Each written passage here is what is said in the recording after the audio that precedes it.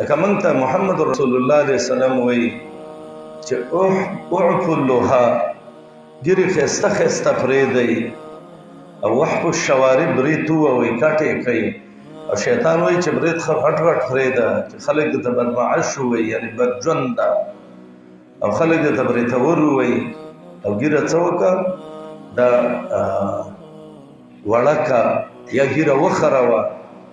نو که چېرته موږ برید وواله او موږ ګیرې ښایسته اوږدې کړې، نو یقیني چې موږ د رحمان ومنله.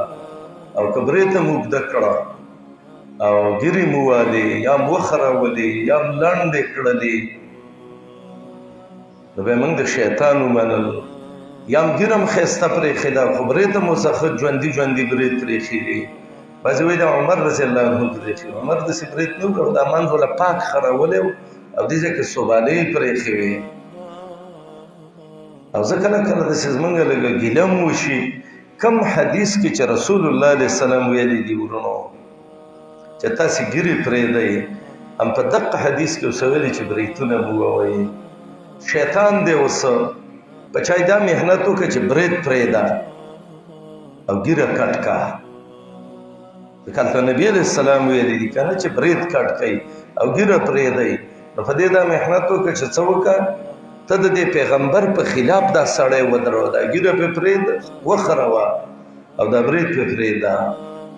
چا باندې دا محنت وکړه نو په چا یې د ګیرې وس ونه رسېده، نو هغه ته یې ویل چې د خلکو دا برید پرېښي دي او د ځوانانو پرېښي دي چې دا خمڼ خمڼ دا د پیشو د لکۍ په شان برید دی، دا به تاسو څه خوند کوي. ښه دینداره سړی به یو غټ غټ برید به یې پرېښي. ای مسلمانه کم حدیث کې چې دي چې دا ګیرې مه خروئ، همدې حدیث کې دي چې دا برید کټ کوي. دا مې صرف د دې لپاره یو نمونه تاسې ته ویلې. زمونږ پیغمبر علیه السلام وایي هغه ښځه چې هغه خالونه لګوي د دوی الله لعنت دي پې، هغه ښځه چې څوک یې وله لګوي په هغې دې هم د الله لعنت دي.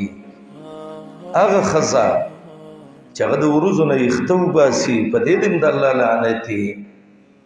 هغه سړی چې هغه د مخ نه د ویښته راشو کوي، شیطان دی که نه. بعضې خلک د دې مخ د دې ځای نه دا ویښته راوباسي نو څوک یې خروي. حدیث کې لفظ د نامسه راغلی دی، دا د نفس صفت دی. نامسه هغه نفس ته وایي چې هغه د مخ نه ویښته شو کوي. شریعت په دې خلکو باندې لعنت کړی دی. شریعت وایي چې په هغه ښځه دی د الله لعنت وي چې هغه غاښونه ډرای کوي او کلاووي.